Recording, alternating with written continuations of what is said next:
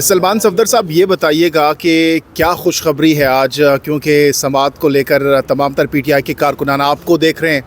क्या इस वक्त समाअत हुई है, क्या ऑर्डर जारी किए गए हैं, क्या हुक्म आया है वहाँ से? देखें, जो आपने खुशखबरी कहा, अभी खुशखबरी तो अभी तक कोई प्रॉपर खुशखबरी बहुत सारे दिनों से हमने नहीं सुनी है। टू बी ऑनेस्ट, पहले आती रहती थी खुशखबरियाँ, मगर जब से खान साहब गिरफ़्तार हुए हैं, एक अल्तवा का शिकार हैं तमाम हेयरिंग्स, जिस पर खासे हम फ्रस्ट्रेटेड हैं कि ये इतना डिले क्यों हो रहा है।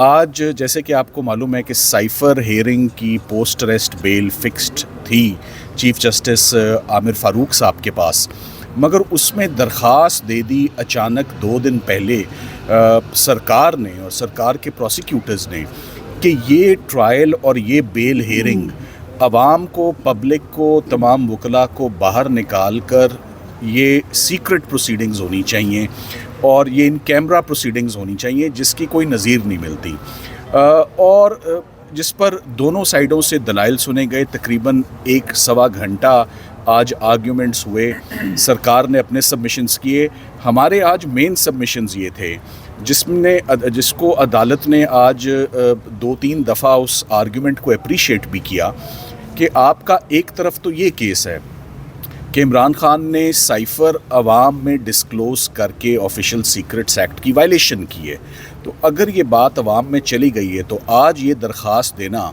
कि अवाम को ना पता चले इस मुकदमे में क्या है, ये बड़ी कॉन्ट्रडिक्टरी स्टांस और कॉन्ट्रडिक्टरी स्टेटमेंट है।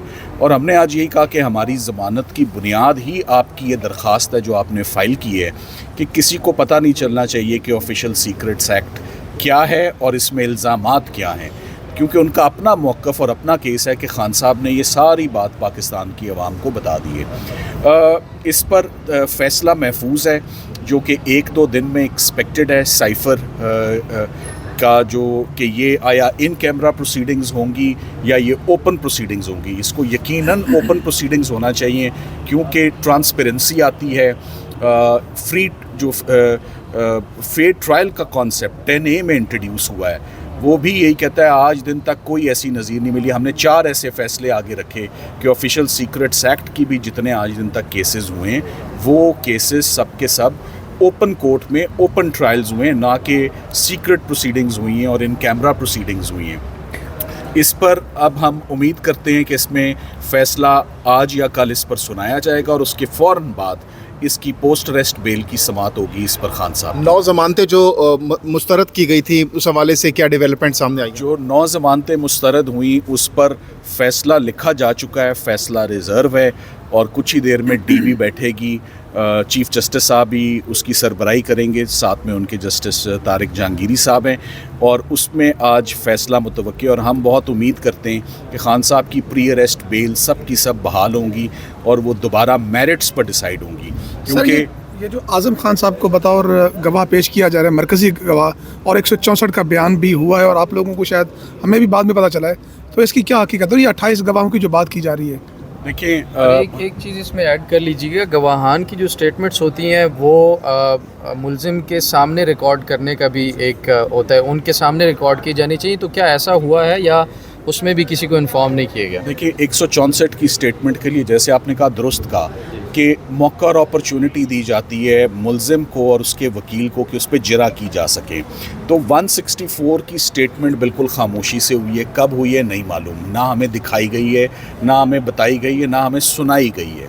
तो किसी ऐसे शख्स का बयान जो कि हमराई मुल्ज़िम हो, उसको कानून की नज़र में उसकी कोई वक़्त और कोई एविडेंशरी वैल्यू नहीं होती। इसको हम स्टेटमेंट ऑफ को एक्यूज्ड बोलते हैं, और इसका कुरान पाक में भी और पाकिस्तान की क्रिमिनल जूरिस्प्रूडेंस में भी यही कहा गया है, most untrustworthy, most unreliable and most undependable witness and dangerous witness, इसको ख़तरनाक इसको गवाह कहा जाता है, वो एक हमराई मुल्ज़िम का बयान होता है और पुलिस के आगे कोई भी इंकशाफ किया हो उसकी कोई वैल्यू नहीं होती। और आपको मालूम है FIR दर्ज है आज़म खान साहब के नेफ्यू की तरफ से कि वो लापता हैं, और फिर चीफ़ जस्टिस साहब आमिर फ़ारूक साहब के पास हेबियस कॉर्पस फ़ाइल होती है और वो फिर आ जाते हैं घर। सो इसमें pressure, coercion, blackmailing, threat rule out नहीं किया जा सकता।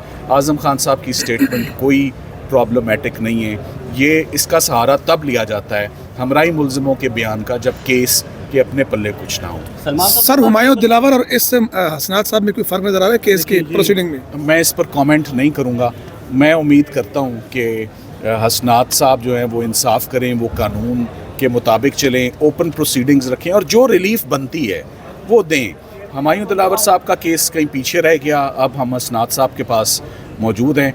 हाँ, ये ज़रूर हम चाहते हैं ये जेल ट्रायल हरगिज़ नहीं होना चाहिए, खामोशी से ट्रायल इसका नाम ऑफिशियल सीक्रेट्स एक्ट है, इसको गलत इंटरप्रिटेशन ना इसकी की जाए कि ये खामोशी से होगा, चुपके से होगा, ना गिरफ्तारी का पता होगा, ना बयानों का पता होगा, ना रिमांड का पता होगा, ना बेल में क्या फ़ैसला हुआ उसका पता होगा। ओपननेस चाहिए हमें प्रोसीडिंग्स में, ट्रांसपेरेंसी चाहिए हमें प्रोसीडिंग्स में, आगे बढ़ना है, पीछे नहीं जाना। तो हम आगे आ चुके हैं। Honourable supreme court of Pakistan की इमारत सामने है। क्या देखा आपने 10 दिन पहले लाइव स्ट्रीमिंग हुई प्रोसीडिंग्स की।